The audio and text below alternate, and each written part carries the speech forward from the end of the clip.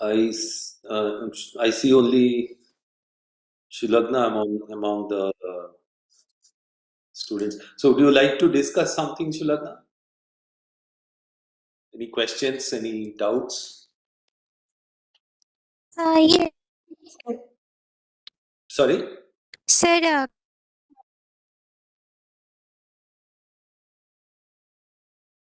Um, Uh, yes, We can hear you, but in bits and pieces. uh, So,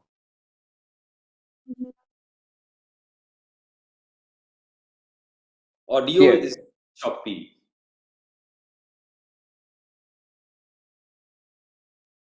okay, sir. I think. Sir. Yes.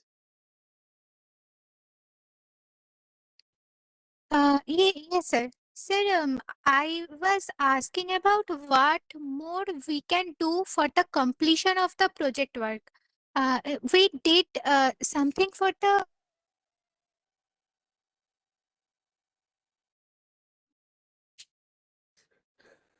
Hello? yes, we can hear. Sulagna, is that the complete question? Are you asking what can you do, what all can you do for the end term?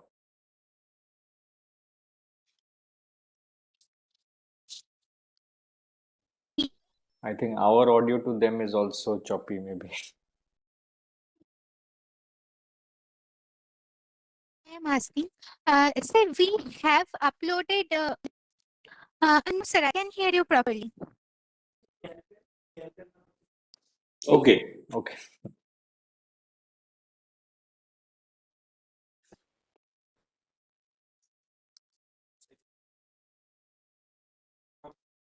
Sulagna, we can hear you, but probably there is a delay and we hear you in some words we hear out of the sentence. You can type in.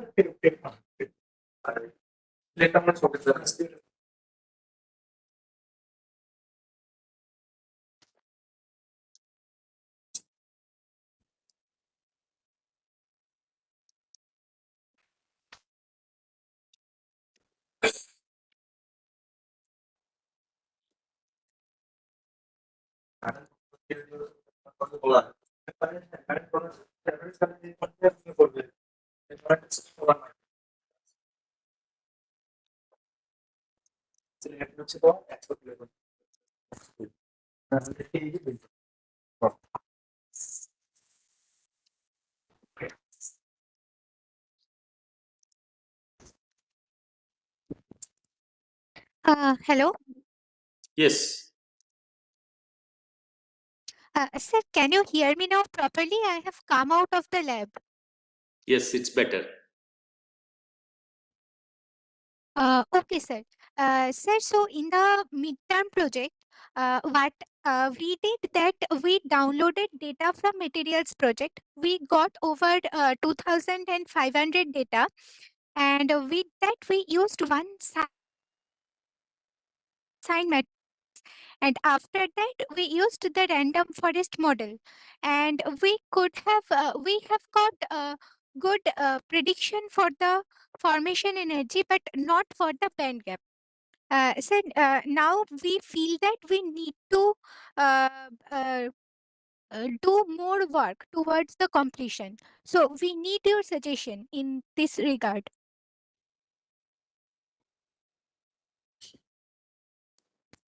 Yeah, from my point of view, I think your future work plan covers all the things probably I would have told. So you have written, for example, finding a suitable descriptor to extend your work. I think Professor Sen will comment on that. But the second one, you have written use of other regressor models. So this is something Yes, you sir. can give a try. Okay, so majorly in machine learning, one of the things that we do is something called an ablation study. An ablation study, we Okay. basically tell entire, let's say, random forest will be combination of, let's say, a lot of decision trees, and there is a loss function that is involved. Number of trees is involved. The height of the tree is involved. All those are important. Okay. You could try changing all of them, and basically you are telling that the one random forest regressor we have found out is the current best given the dataset size. And you will make an intuitive, how do I say, you will run experiments for, let's say, multiple heights of random forest, each distant tree, just an example. Okay. And then you will tell ki why, let's say the height of 5 works the best Okay, compared to sir. 4, 6, 3, and 8. Then intuitively why it should happen, because now, because it's a decision tree, you know at the level of 5, that means I can expose how many, first node, two more nodes, and then two more nodes, and so on.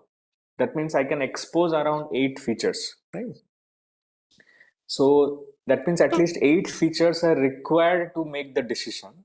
And you can also look into the decision tree, what 8 features are coming in your decision tree.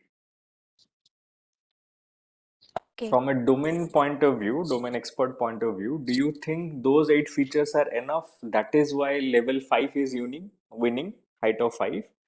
And because you go one level up, let's say height 4, then you are Okay. losing, let's say, 3 more or 4 more features.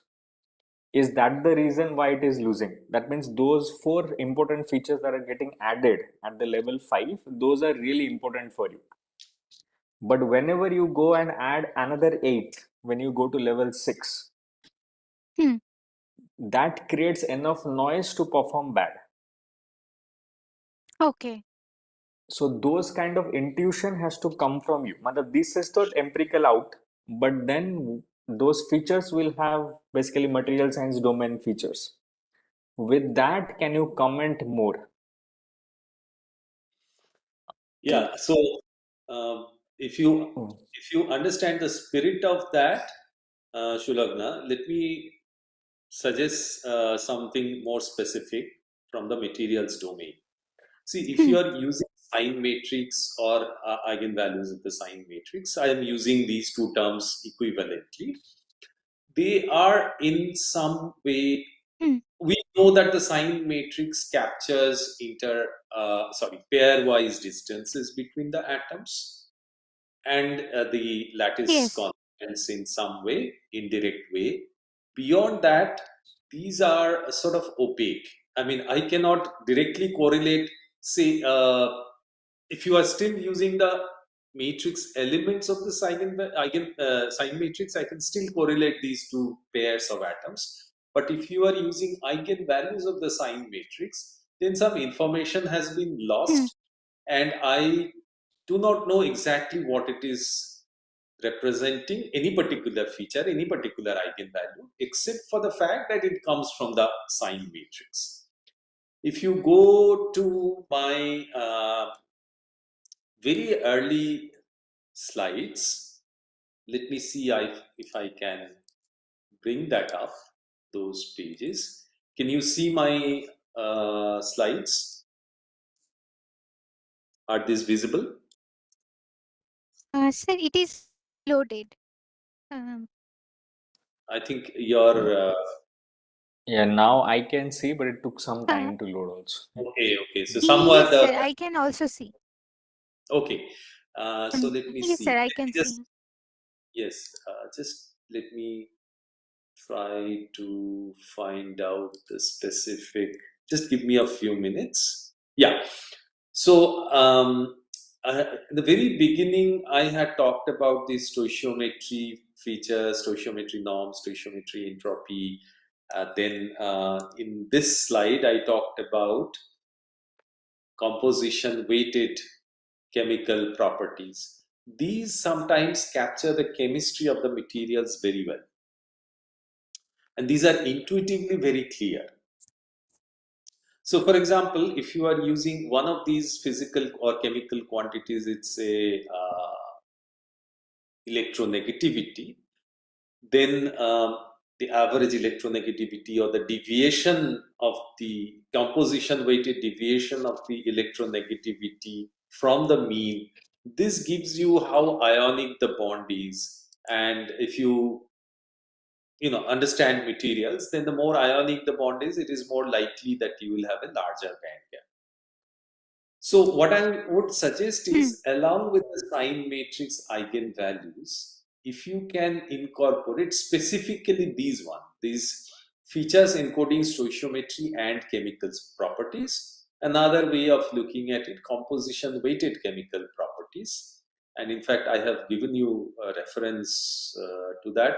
One of our papers, or two of our papers, also use these kind of features. You might try adding some of these and see how your band gap prediction improves, and also whether your formation energy prediction improves.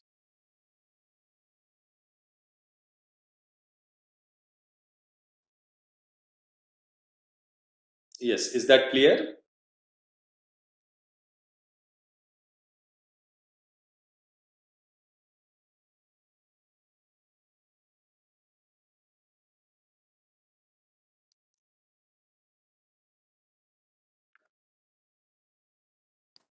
Hmm. Yeah, could you hear me, Shlagna? Yes, sir. I can hear you. I mean, I could not hear you for the last like the 15 seconds part. Uh, Yeah, so all I'm saying is, you look at this slide and you try to incorporate these features and test if your prediction for formation energy and also band gap, whether they become better. okay, sir. And in addition, of course, the what do you call it? The explain, whether you can explain from your materials perspective, materials knowledge, whether you can explain which features come out with higher importance, etc. Okay, sir.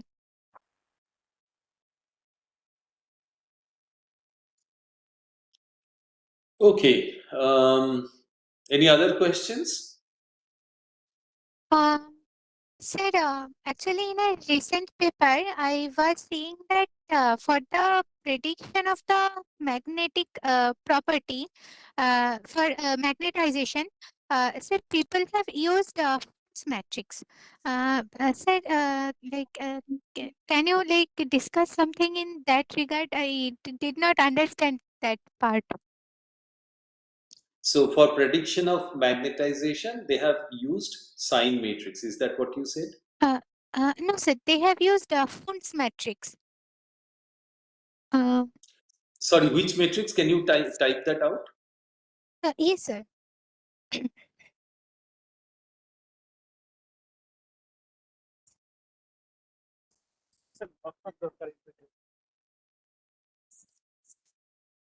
Okay, Hund's matrix. I'm not sure how exactly this is defined. Let me see if I can easily find that out.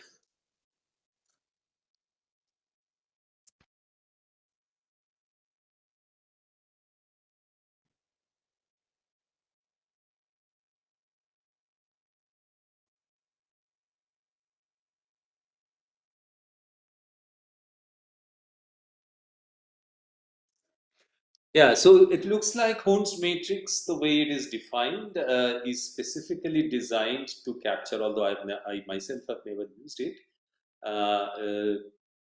to capture such magnetic information or magnetic properties. So therefore, if that is your target, then yes, uh, it may be worth trying it out.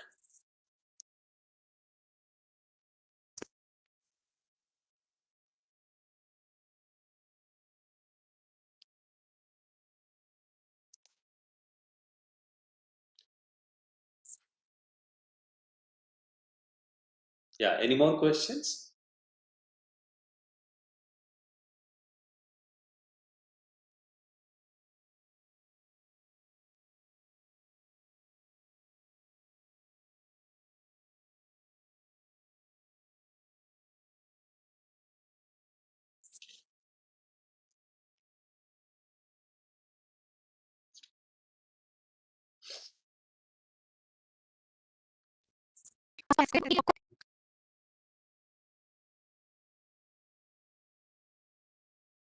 There is a report to be submitted, right?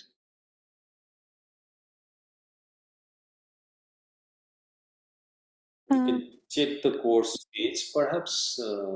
Yeah, the final thing has to be like a report. Class a presentation. sir, Yeah, oh, sir, is there any deadline for that report or the final presentation?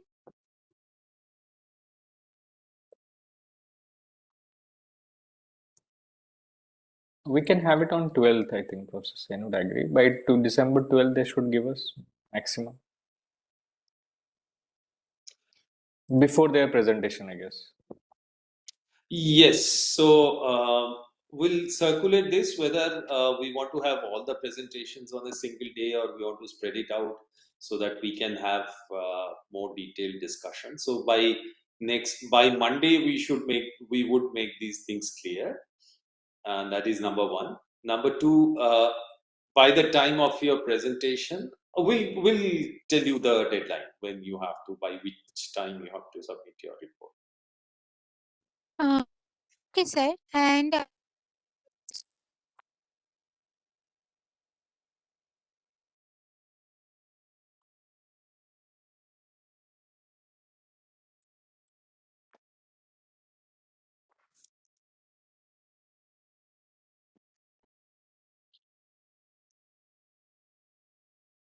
it,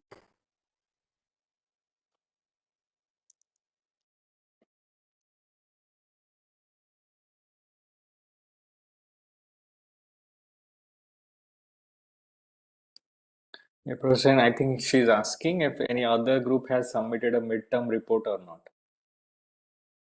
Did you check, Shubhankar? There is one more group, I think, who submitted. Hmm.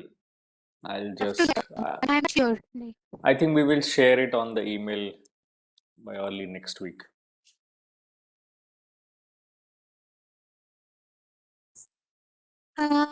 okay, sir. Sir, then as you have suggested, I will try out all these things and like if I face it,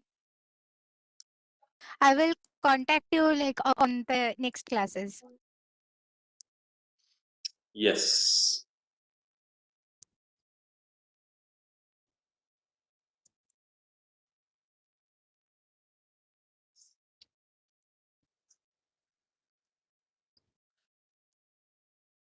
Yeah. So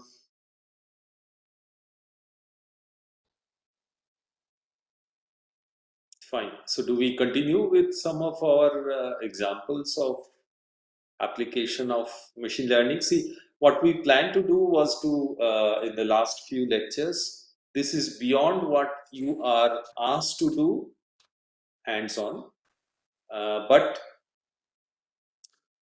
you might be asked questions on these things in the exam. I mean, that cannot be ruled out. However, we do not expect you to be able to code these things or use these methods in this course. These are advanced, but some of the concepts, some of the information you should be able to absorb, and if asked in the exam, you should be able to answer. So that is the expectation. So with that, I give you some examples of very simple. Those were rather simple sort of applications of machine learning for property prediction, and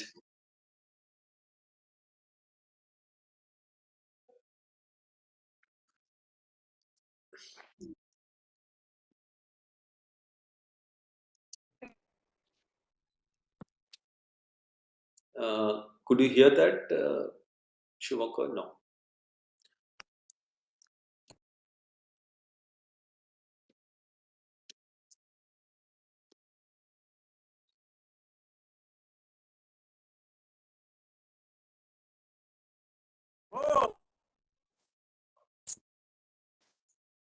You may type also if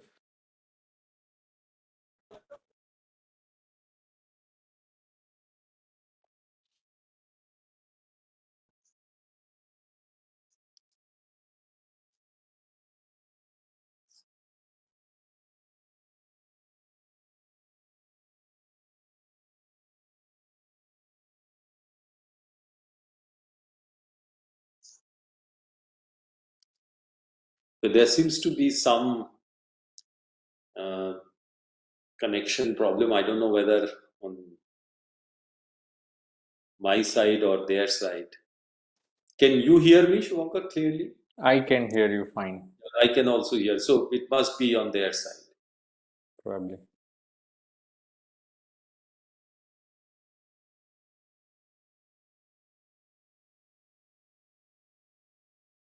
Shall we? Yeah. Okay. Anyway, I'll go ahead with the whatever 30-35 minutes that we have. Whatever we can cover, the video will be there, so you can listen to it on YouTube. Yeah, surely you can join on YouTube. All right. So let's go ahead.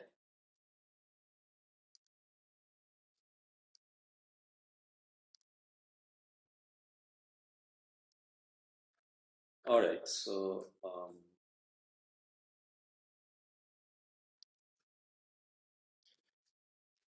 Yeah. So what we had discussed last time was some simple property prediction models.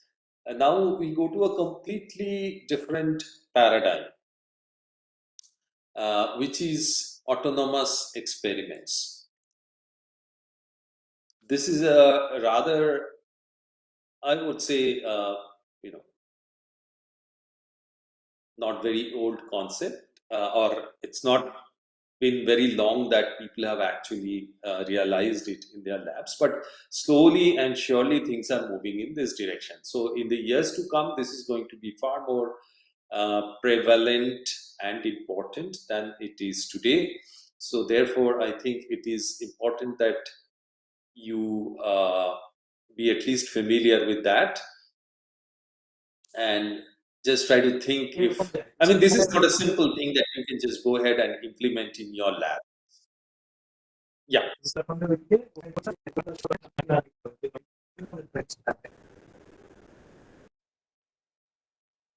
Sorry, is there a question?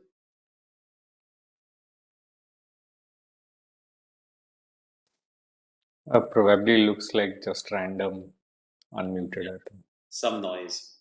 So these are going, so it is not something simple that you can go ahead and sort of implement in your lab. This requires a whole sophisticated setup.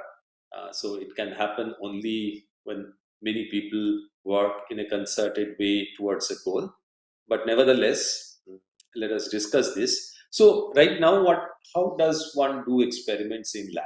So there are human researchers who design an experiment, equipments are made or purchased, then the human researchers, most often students and postdocs, they conduct the experiments, they analyze the results, interpret in terms of physics, chemistry, or whatever basic sciences they are doing. Then, if something new comes out, a new hypothesis is formed. In extraordinary cases, new theories of nature are proposed, and so on. Only in recent times, maybe last few decades, AI, machine learning, these things are being used in this business. We discussed some of those. In fact, my discussion of application of machine learning to interpretation of experimental results should have preceded this discussion, but nevertheless, I'll get to that in the next lecture, maybe. So, in some limited way, machine learning and AI are being used in this setup, and robots are also being used for automating experiments. But these are not something that are sort of integral parts of the research paradigm. So what we are looking for in the future is that the human involvement or input will be at a much higher level for more creative work. Most of the routine works, including planning and execution of experiments and drawing inferences, forming new knowledge, will be performed by AI agents. So experiments would involve AI and robotics. Knowledge formation, knowledge representation would involve specific branches of AI, and that's how things would go. The human input will be at a higher level, at a much more creative level, we would imagine. So we need to differentiate between two key concepts. One is automation. Automation is a very simple thing. You automate your experiments. It's like, assembly line manufacturing. Each car is not fixed by individual people. You have a whole sort of set of machinery, one after the other. Things just move along a belt or something, some workflow that you have. At each step, something is done to the car so that eventually the car comes out. So this is an automated way of doing things, but each part is sort of programmed as to what to do, what that part has to do. It involves robotics. For example, in an experimental lab, a basic science lab, robotics could be used to mix chemicals, for example. Sometimes mixing chemicals can be dangerous. So you can use robotics so that humans are not exposed to dangers. You can use AI to interpret experimental results. I hope to show some examples in the coming days. But these are simple automation. In contrast, when we talk of autonomous experiments, what we are talking about is independence of action. You are not telling the experimental setup right in the beginning exactly what steps to do. There is a decision making involved. That decision making has been delegated to an AI agent. And that is the crucial difference between simple automation and autonomous experiments, which you should bear in mind. Here is a nice picture from this particular paper. What they envisage is that the lab becomes a data production factory, and what is done with those data, these are handled by machine learning, AI, etc. And from that you can discover correlations. You meaning it's all done by machine learning, AI agents. You can discover new correlations between various physical quantities. You can find new causal relations. You can use explainable machine learning to come up with equations that describe processes, etc. And finally, as far as the materials domain is concerned, you can form materials maps, which is a sort of fancy way of saying is that you can find ways of knowing what material may have what kind of properties, may belong to which kind of class, etc. So that all these things are handled by ML and AI agents, and then human researchers are working at a higher level, uh, which is sort of maybe unconventional at this point of time. So all these are fine, fancy ideas, but how do you implement this, and what exactly is a concrete example of autonomous experiments? So what is autonomous experimentation? That's the next question. Autonomous experiments use AI-powered advanced decision-making algorithms. So this part is very important, decision-making algorithm. So the decision-making has to be delegated to the AI agent. To plan and execute a series of experiments, maybe iteratively, toward human-directed research outcomes. So you have a goal. You have a goal of your research, and then you use this AI agent, which plans and executes a series of experiments to achieve that goal. And I'll in a minute I'll come to a concrete example of such a goal. So this iterative research loop of planning, experiment, and analysis is performed autonomously by your AI agent. So how does it work? So here is the initialization process. You have an agent, you have an AI agent, to which you give your specific objective of your experiments, often called the uh, campaign objective. Okay, there may be constraints that you would like to specify. Sometimes this may come from your knowledge of physics, sometimes physics in the sense your knowledge of basic sciences. Sometimes it may come from safety considerations. You supply to it prior knowledge, some previous experiments which have been performed. You provide some information from those, and then the AI agent takes over. It uses all this information to plan the first experiment. Okay, there's a planning stage which it decides what to do with this, how to perform the experiment, what should be the parameters, and so on.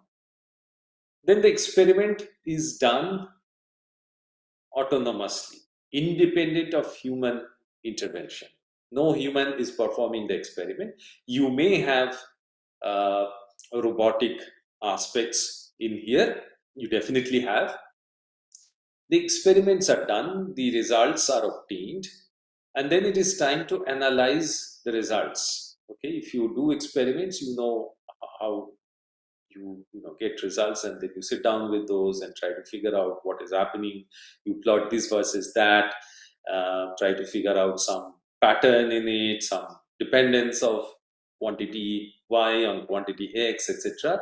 So all these kind of things are done by your agent, and after this analysis, it extracts information, develops new understanding, and that understanding is again fed into the planning stage so that its knowledge base is updated, and it plans and it checks what is the target, what is the current results, and based on this and the updated knowledge, it plans the next stage of experiment. Then this loop goes on. This loop goes on till some condition is met which tells it to stop the experiment. So you can define some campaign objective that either, you know, if you are trying to optimize a property, for example, if you are trying to optimize some synthesis rate of some material and it has been achieved, then the AI agent would stop the experiments. Or it may happen that you have specified a maximum number of iterations that it can go through, and even if the objective has not been achieved, it stops because it has crossed the maximum number of iterations allowed. So understanding some of the jargons that we used on the previous slide, what is campaign objective? It's the goal of the iterative research process. It is a series of experiment called the experimental campaign. And examples, as I said, could be optimization of a property, testing of a hypothesis, or prediction of a particular result in some given condition, etc. So that is the campaign objective that is fed into the autonomous experimental agent at the initialization stage. Then there is this analysis and understanding part. Okay, this blue rectangle here, bluish rectangle. So what does it do? It gets raw data or raw results from the experiments, and this information is used for decision making. So let us take an example. In fact, this relates to the next example we would be discussing in some sense. So suppose you are applying force on some system, there is some displacement, there is some change of shape, etc., which can be translated to material stiffness, Not exactly.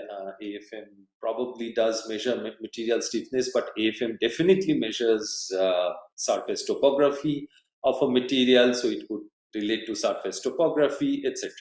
Okay. So what is being measured is force versus as a function of distance, or force as a function of displacement, and then that is translated into material stiffness or surface topography. Okay, and then these results, so this physically meaningful results like material stiffness, this is captured in the knowledge representation. A machine interpretable model of the information gained from past experience. This new information is added to. Now, as the campaign progresses, knowledge representation is updated. As I said, as iterations go on, new experiments are done, new results are obtained, and this knowledge representation is updated by absorbing this, incorporating this new data. And I mentioned this before also, the difference between the expected results or the measured results rather and the target, these are used to plan the next step of the experiment.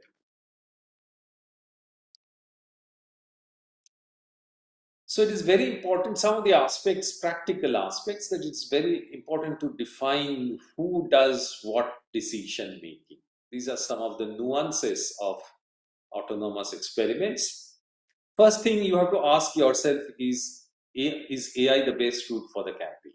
Okay, it may not be for in every case. And the second question is, how will human researchers and the system's algorithms cooperate? Now, in order to answer these questions, probably in a particular context, you have to understand what are the particular strengths and weaknesses of each one of these. So on one side, you have AI agents, your robots. On the other hand, you have human researchers. Robots are, of course, good at performing repetitive tasks with precision. They are quick, they are reproducible, they are cost effective when you have to do many repetitive tasks. On the other hand, humans excel at intuition. Robots have no intuition, insights, creativity, and deep understanding of context. I understand that some of the modern AI models do have understanding of context, but perhaps humans have a much deeper understanding of context. So these are the strengths of each one of them. So therefore, decision making based on these strengths, it should be kind of obvious that decision making is better left to the robots when the decisions are required fast and say at a rate faster than human cognitive ability. You have to very quickly decide whether to do this or that, and so on. And humans would typically take much longer time scales than that. A holistic understanding of every preceding experiment is required. Humans may not always be able to recall and connect to all preceding experiments, which machines and computers are much better doing at. Interpolation, extrapolation of multidimensional spaces. If you have many parameters in your set, sort of deciding your experimental conditions, then if you have to now interpolate, you have partial information. You don't know how the experiment goes for all combinations of these parameters. So you have some information, and you have to interpolate or extrapolate based on that partial information. So in such multidimensional parameter spaces, the machines work much better. They are much efficient at doing interpolations and extrapolations. The other possibility would be you have to make many decisions, but they're easy to make. And you have such not very challenging but routine jobs, then humans easily get bored, machines don't get bored.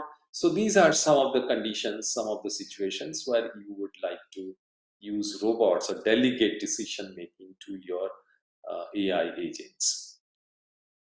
Well, robots and AI agents are not exactly the same thing. The point here is that these are situations where probably these decisions should not be left or should not be done by the human researchers.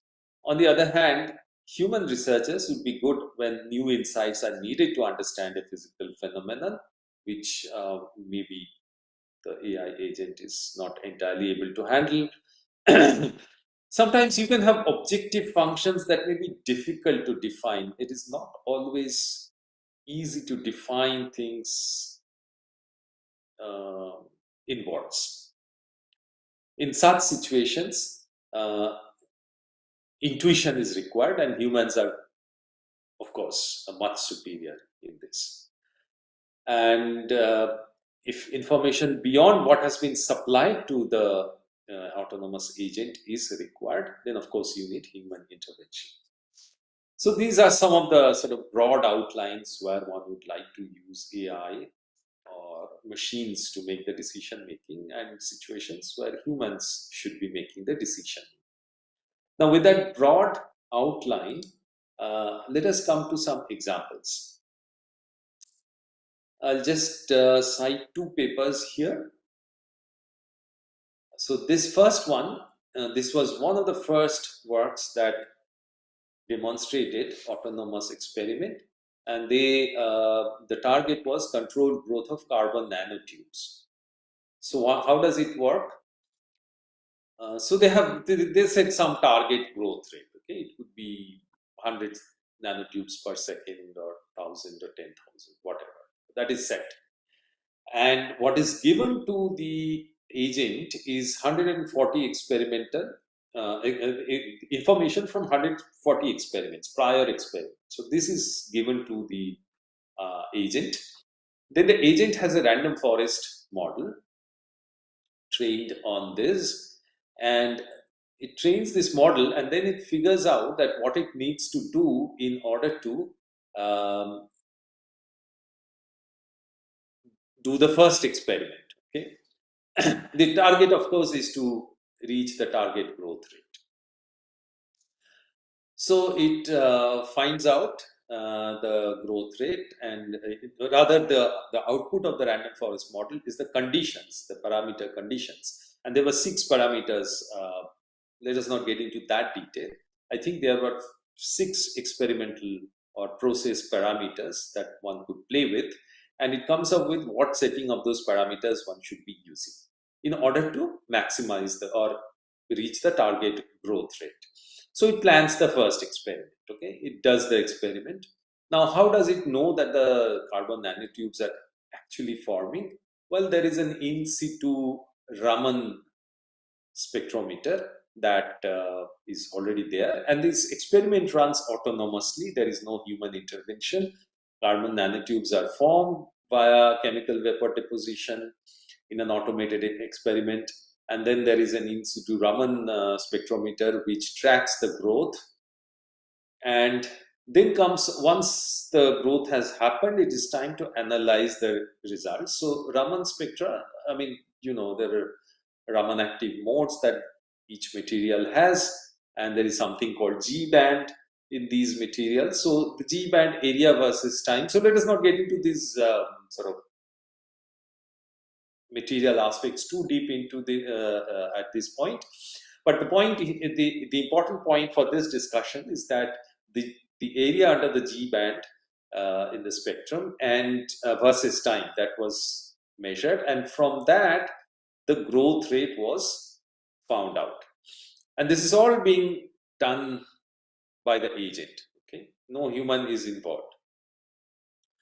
So this growth rate is fed into the random forest model, and using this updated knowledge, the condition for the next experiment is found out. So the growth rate is, after the first experiment, is probably most likely not equal to the target. So then this information is, what is the growth rate then, which is fed to the model.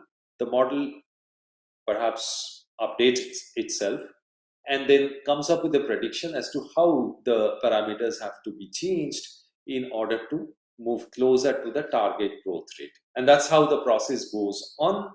And when does it conclude? After several iterations, the autonomous agent converges to the maximum growth rate conditions, or whatever growth rate conditions were set up. So that was one of the examples of an autonomous experiment.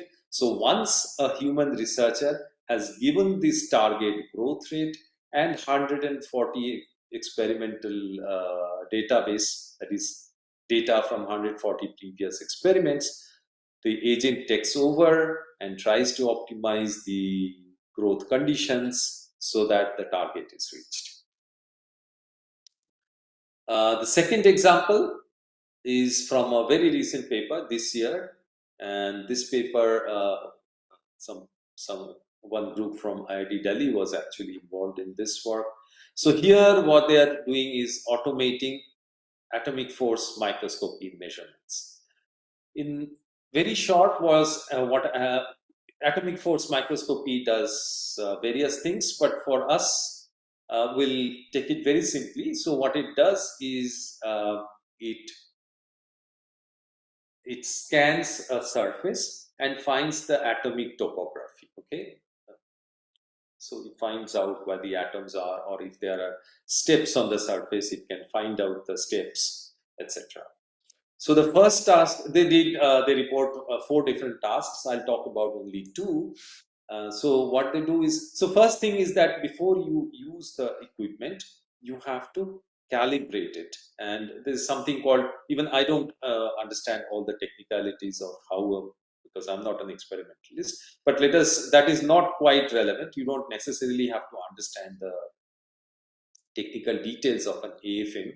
So what they do is essentially calibration and proportional, integral, and derivative gains. So these are 3 types of gains that they talk about. And each of these values have to be optimized for a good quality image. So that's the sort of message from this. And setting these gains to the precise values so that you get sharp images requires skilled human operators. In fact, there are not many such skilled human operators, which is one of the reasons that a large-scale deployment of AFM is hampered because of. So what they built up was something called ILA, which is I forget the full name, but anyway, so it is automated something, lab assistant. I forget what the I is.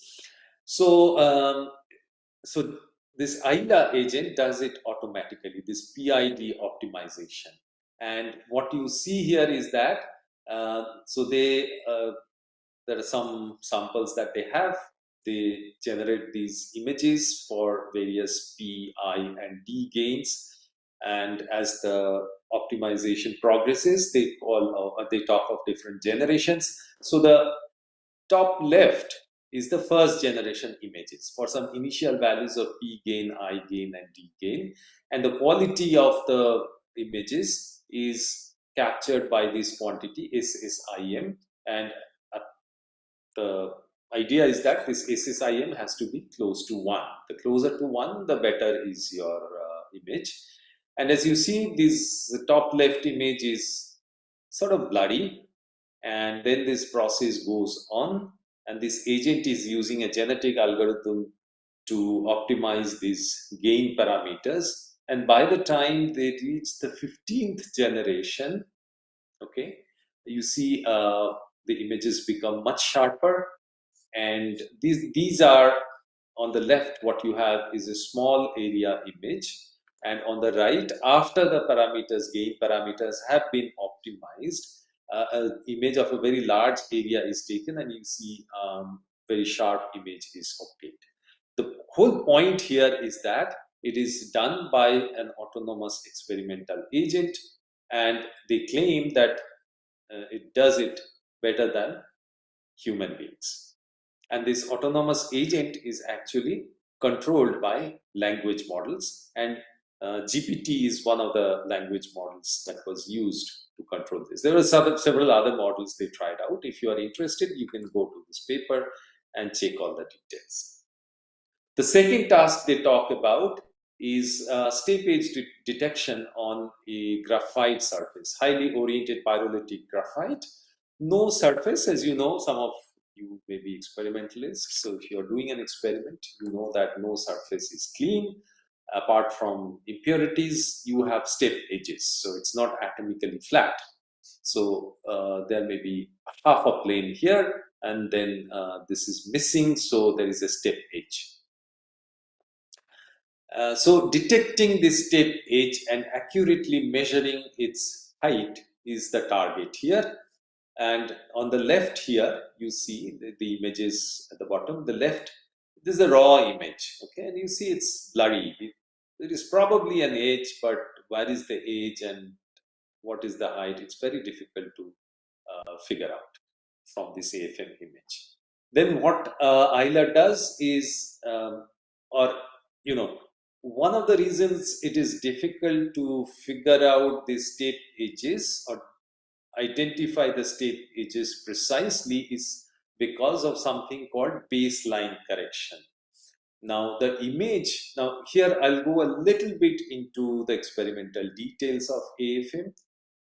What you measure in AFM, so you have a sample surface and you have an AFM, and the sample the AFM scans the surface, okay, and it could be held at a particular, it is connected to a cantilever, and the deflection of the cantilever can be held fixed. That is one of the modes in which AFM performs, and therefore the force on it varies as the sample is scanned, and from that force one can figure out what is the height at a particular point. Now the point is that the AFM does not measure only signals coming because of the sample.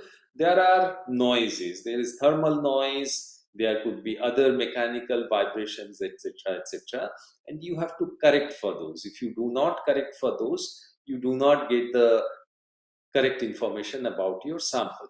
So this correction is called the baseline correction, and there are technicalities how one does the baseline correction. That's the job of an experimentalist. I don't know the details, but the whole point is that there is a signal coming from because of the sample. There is a part of the signal coming because of the noise, and this noise is basically during these line scans. This noise is fitted to some order polynomial and removed.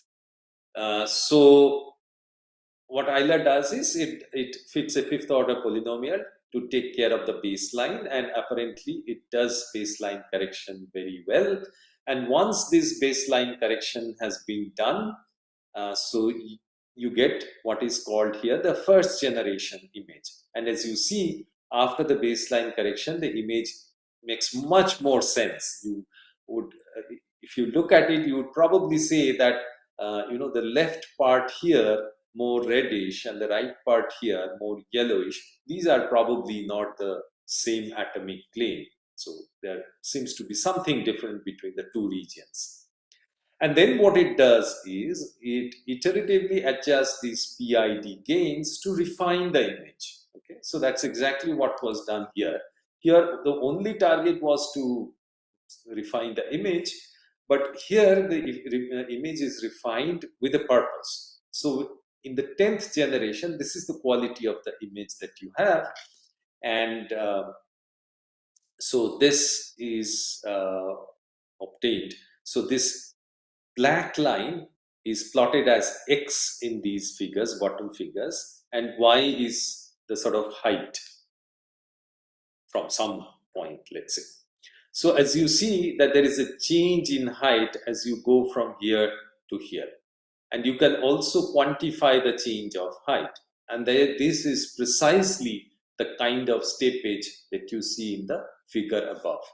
So, and the whole claim of this is that Euler can detect step edges. It can measure the height of the step edges with precision. which is better than human researchers, and it can do it autonomously.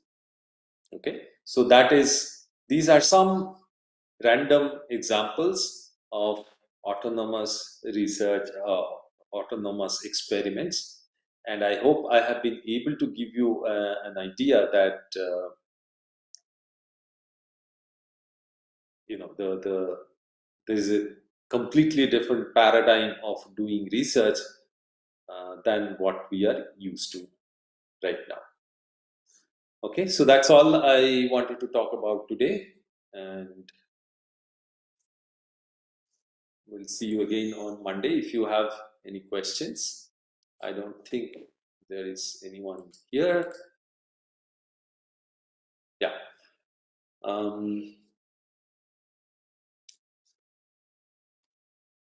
Okay, then we'll meet Monday. We'll meet on Monday. Yeah.